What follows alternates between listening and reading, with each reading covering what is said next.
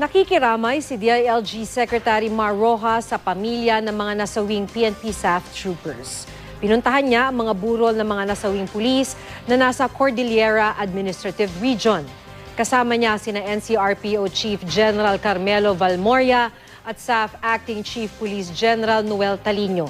Ang ilan sa mga naulilang kaanak naglabas ng sama ng loob sa kalihim.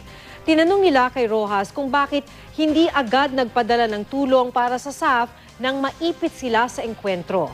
Nais namang malaman ng byuda ng isa sa mga nasawing pulis kung sino ang dapat managot sa nangyari. Ayon kay Rojas, sasagutin ng binuong Board of Inquiry ang lahat ng kanilang mga katanungan. Ayon sa AFP, hindi raw sila nasabihan. Well, malalaman natin. Nasabihan nga ba? Hindi. Kailan? Anong oras? Too late na ba? Kulang ba ang impormasyon? Hindi natin alam. Kaya nandun yun sa Board of Inquiry.